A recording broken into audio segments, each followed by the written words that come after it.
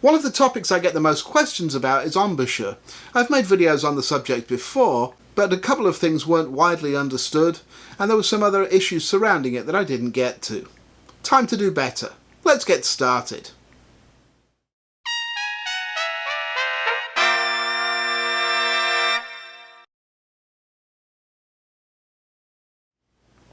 Hi, I'm Brian from Airflow Music.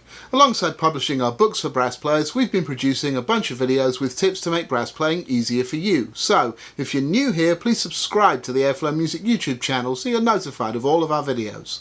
I first discussed embouchure in the Trumpet A to Z video, E for embouchure, and the topic has come up in a number of subsequent videos. However, it's still the subject I probably get most questions about. That's ironic, given that it's the part of my own playing that I focus least on. Nonetheless, let's deal with a few frequently asked questions. Number 1. What is the embouchure? The embouchure is the formation of lips, teeth and facial muscles which act as the interface between body and machine when we're playing a wind instrument. The word is derived from the French word for the mouth, la bouche. In the case of a brass player's embouchure, it's not only the spot where the mouthpiece sits against the lips, but also the supporting formation of the muscles around the mouth, the teeth behind the lips, and the aperture that is formed between the lips behind the cup of the mouthpiece by the flow of air. It's important to remember that the aperture is formed in response to the airflow, and that it's a tunnel. Too often it's considered to be two-dimensional rather than three. The amount and the quality of the vibrating surface inside the aperture tunnel is partly responsible for determining how quick and delicate your response is when playing.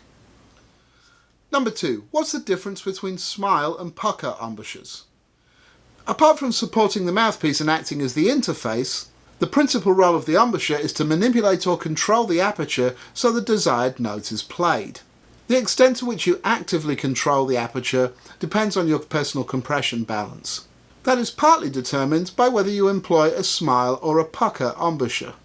When using the smile embouchure, the mouth corners lift upwards and pull away from the aperture. This looks a little like one is smiling while playing. The more the corners pull away, generally as you ascend into the higher register, the more stretched and thin the lips become, and consequently the smaller and tighter the aperture becomes. This is also synonymous with the lip position known as rolling in. This embouchure type does have its advantages. For example, it can be easier to play soft and delicate passages, and lip flexibility is often improved. For these reasons, it's sometimes favoured by classical soloists and others who are required to play very delicately. However, the disadvantages are less overall strength and endurance, often a decreased ability to play with a full tone in the upper register, and a greater chance to injure one's lips because of the smaller amount of lip cushion between the mouthpiece rim and the teeth. The pucker embouchure is the opposite. In this type, the corners push forward and towards the aperture. The lips consequently tend to roll out to a degree, which increases the amount of cushion between the mouthpiece rim and the teeth, and therefore creates a longer aperture tunnel, which exposes more of the softer skin inside the mouth as the vibrating surface. The advantages to this are greater overall facial strength, better endurance, easier aperture control, and usually easier upper register. This embouchure type is often favoured by those who desire greater endurance and wish to play in the upper register for any protracted period of time. On the downside, it can make it harder to play softly and delicately, but it certainly does not make it impossible. You just need to practice accordingly. In case you're wondering, I describe my embouchure as a slight pucker. I definitely belong on that side of things, but I stay fairly close to centre, in that I can also employ some smile characteristics when it's advantageous to me.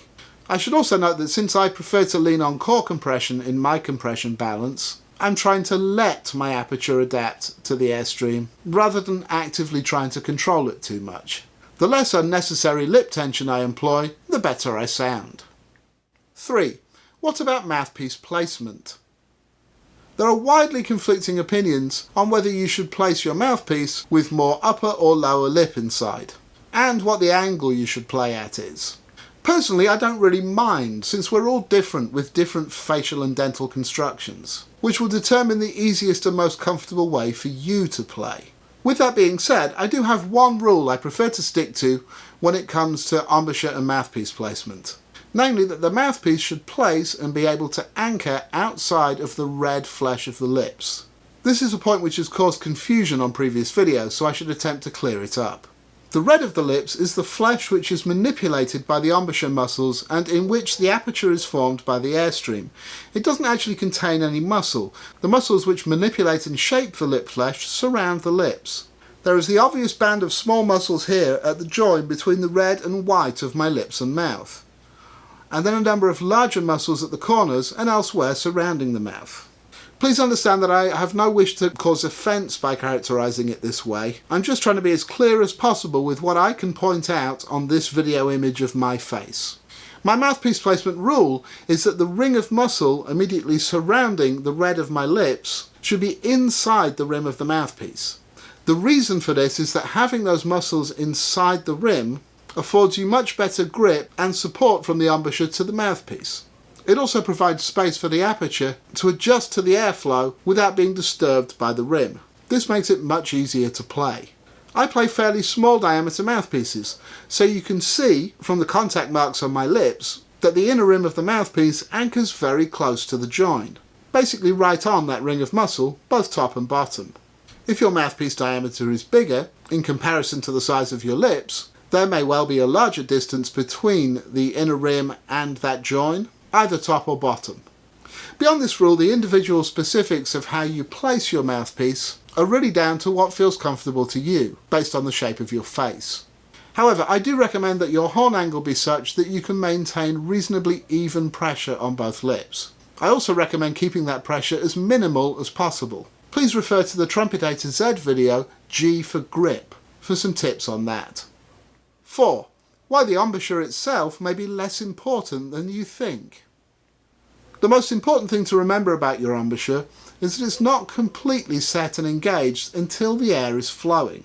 Regardless of whichever type of embouchure you identify yours as, if you're not using your air efficiently, then your embouchure is not working as efficiently as it could be.